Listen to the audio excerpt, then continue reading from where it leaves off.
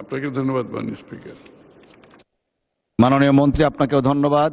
দাবি নম্বর 7-এর উপর সর্বমোট 27 জন মাননীয় সংসদ সদস্য ছাঁটাই প্রস্তাব দিয়েছেন।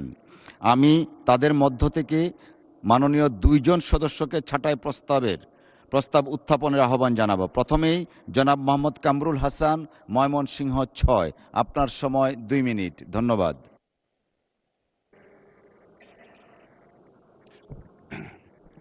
মাননীয় স্পিকার, আপনাকে ধন্যবাদ।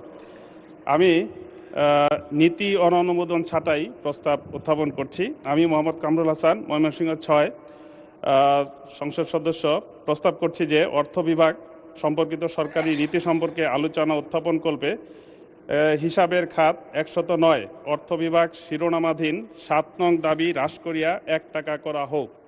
মাননীয় স্পিকার, এটা প্রস্তাব করি আর যাই করি, আসলে স্বাভাবিকভাবেই মাঝে মাঝে সরকারি দলের হা শব্দে আমরা না হয়ে যাই, আবার মাঝে মাঝে ওনাদের না শব্দে আমরা হা করে তাকিয়ে থাকি। এছাড়া আসলে আমাদের করার কিছু থাকে না মাননীয় স্পিকার।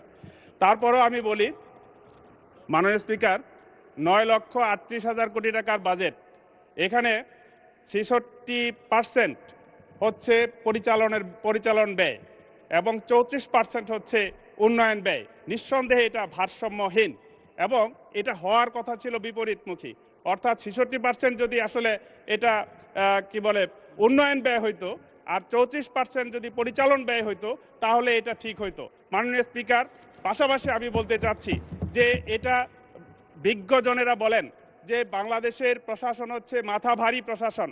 এই মাথাভারী প্রশাসনকে যদি আমরা স্বাভাবিক প্রক্রিয়ায় অন্যান্য দেশের মতো আমরা যদি পরিচালনা করতে পারতাম তাহলে পরিচালন ব্যয় অবশ্যই কমানো সম্ভব হইতো।